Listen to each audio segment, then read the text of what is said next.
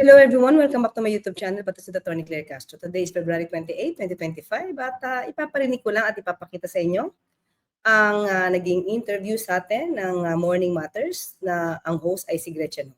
So panoorin po natin to. I'm Gretchen Ho and this is Morning Matters. As we mentioned earlier, we have two power women on the show.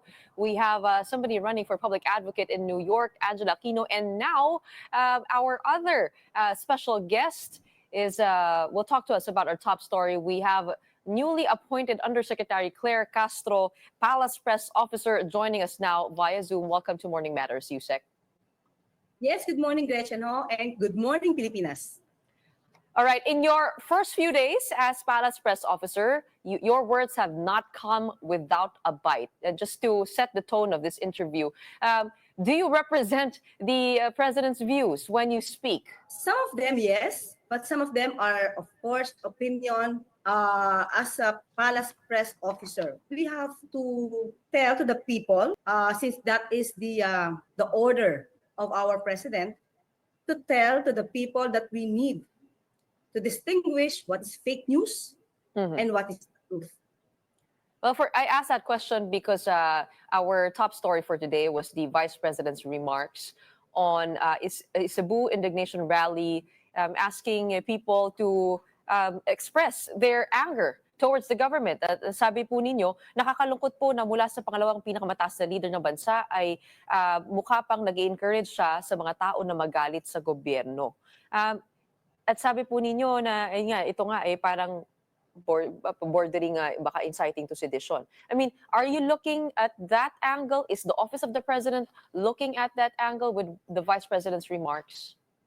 Actually, when we informed the President of this remarks or comment of the Vice President in Cebu, he has no comment on that. He did not make any reaction on that.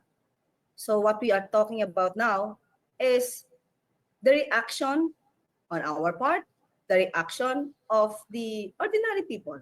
That the Vice President, being the second highest leader of the country, should not have said those words, considering that he's a leader, he's part of the government. He should not be encouraging people to get mad or to be furious to the government. He should be the one encouraging them to let's help the government. Let's help together to lift up the government and the country. Okay, so you will not be adding to General Torres' complaint on inciting to sedition and unlawful utterances.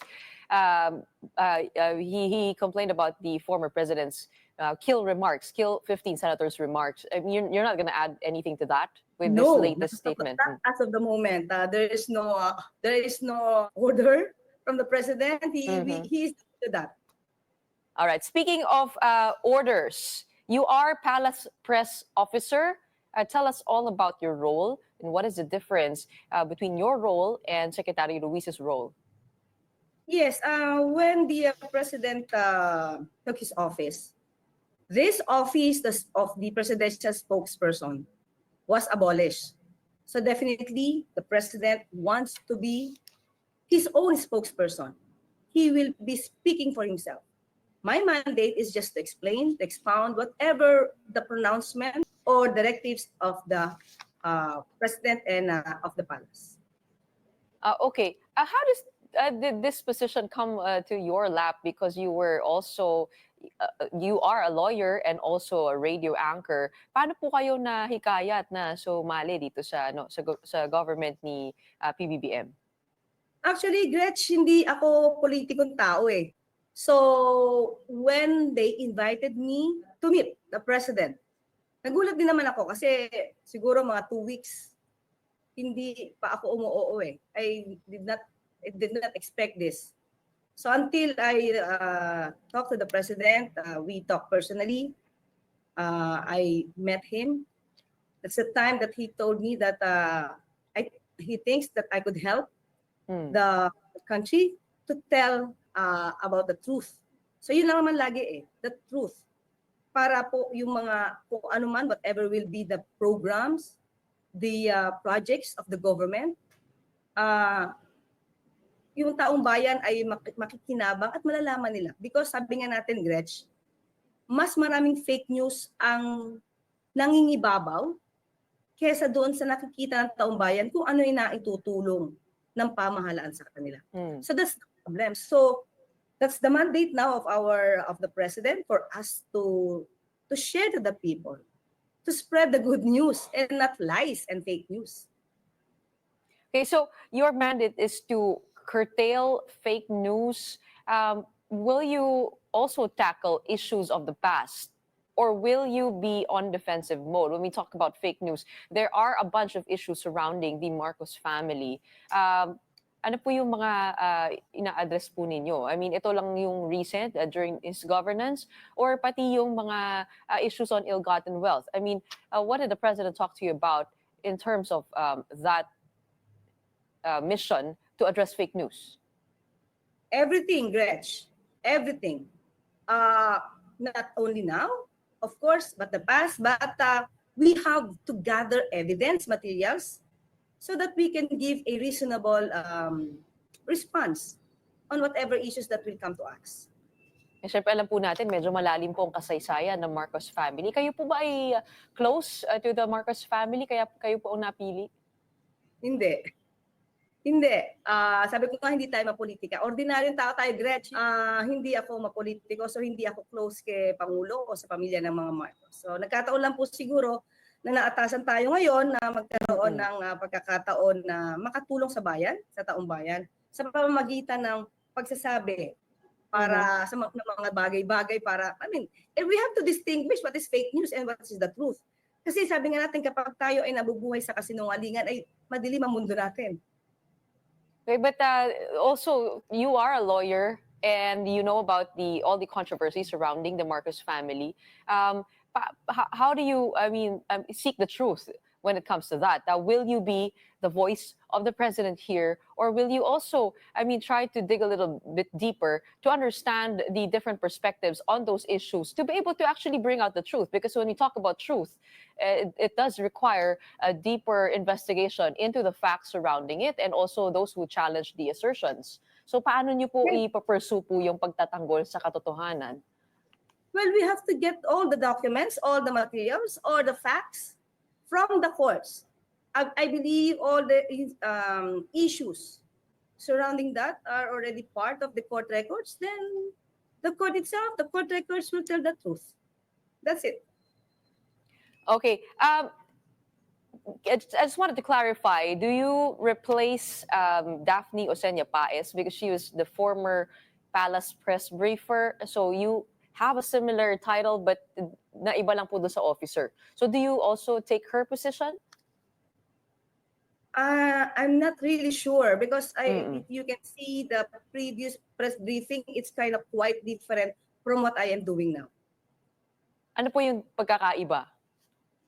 Maybe I am here to explain, to expound some of the pronouncements or directives of the office of the president. I don't think if Daphne is doing that because whenever she would appear, I believe there will be cabinet members with her to explain. So as of now, I'm not doing that.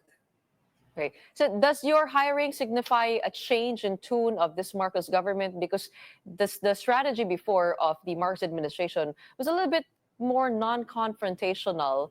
Kumbaga, unity nga ang slogan ni PBBM. Pero kayo po, diretso niyo pong sinasagot yung mga issue. Do we take this to mean a change of tune? Well, Gretch, what I am tasked is just to answer, to make a response to the issues that will ruin or damage the reputation of the government, of the office of the president. Issues that we know have no evidence, have no basis. Well, if they're just telling the truth, we can't do anything about that because that's the truth. But if they are spreading fake news, then that's the time that I have to come in and tell the people that that's fake. That's fake news. What were the most alarming issues that spurred your appointment? we talk about, fake news, and you seem to be the symbol of this administration's anger towards fake news. So ano po yung mga issues na yon that are top of the list? Well, at the time that I came into the position, first, the question is about the president, the PBBM is gearing towards dictatorship, that he has this propensity to declare martial law. So they are all fake news. There's no evidence. There's no even a trace or sign to show that. They are all intrigues.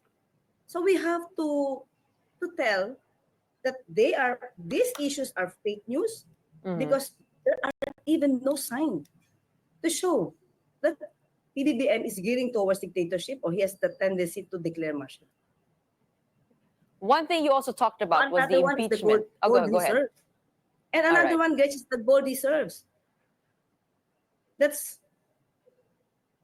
too flimsy on the part of former president to tell that, considering that he is a former president. He should have known that about the gold reserve selling of selling of the gold by BSP. He should have known that. Okay, and you are referring to the selling of the BSP of the gold at a high rate, which you explained is part of trading gold. It is part of their mandate. But you also spoke about impeachment, and you said that the president is totally independent from this initiative and that he won't declare a special session or call for a special session because it puts him in an awkward spot. But how can the president deny his involvement here if his own son was the first to sign the fourth impeachment complaint and his cousin was the last to sign? I mean, how can he say that this is clean of his influence? Yes, his son has his own mind. He has his own independence. If he signed that impeachment complaint, maybe he believes that there are grounds for the impeachment of VP, or for the conviction of VP SARA, as well as his cousin, Congressman and Speaker Romualdez. He cannot just dictate with his own son. His son is already of age, as well as his cousin. Pero parang imposible naman po na hindi ito na pag-uusapan bago pipirmahan. Dahil alam natin sa politika, kailangan natin yung isa't isa para to get the numbers. I mean, because the pundits are saying it's impossible that the president did not have his hands on this. Yes, kung mapapansin natin sa balita, Gretch, sinabi naman niya na nag-usap sila ng kanyang anak. At ito'y pinaalam. At sinabi niya, do your job, do whatever you think is good. So, hindi natin pwedeng pakialaman kasi pag pinigilan mo yan, at independent na yan, at congressman na yung kanyang anak. Maybe sinabi, ipinaalam, pero hindi para humingi ng basbas kung pipirma ba siya o hindi. Okay, mukhang nagpapasahan po ngayon ng baso, nagtuturoan. The palace says it will not call for a special session. The Senate President says he would rather have the impeachment trial right after the SONA, and he even gave a timeline of that happening by July 30. With all of these declarations, I mean, does this mean that the impeachment trial will not at all happen in the next months? It will only happen after the State of the Nation address of the President? Well, it depends upon the Senate. Again, the President has no hand. He could not even interfere with the task of the Senate because of the separation of powers. So it's up to the Senate when they will start the impeachment trial. I think Senate President has already his own timeline. All right. You were described by some critics as hysterical. Actually, medyo may mga video na umiikot online. But let me just put up that video and play it a little bit. Can you tell us what happened in this video? 2015. That was 2015. This was in the DZMM radio booth, right? So yes. What happened there? No. It's in this women's desk. WPD. Okay. Yes. I had this client who was kind of framed up. He was not doing any crime. He was in SM San Lazaro, drinking his coffee while waiting for the mother of his son. They were about to go to the psychologist for the son because the woman, the wife, no, no, the woman, the mother, left the child with the driver. Upon knowing that, because the school called my client, he immediately went to the house and got his son. Because he was just left, a minor child left with the driver. What would the father feel? The mother did not even inform him that he would be going out of the country. She is a flight stewardess, so you can feel the feeling of the father in knowing about when he was informed by the school that the child was not going to the school, was not attending his classes.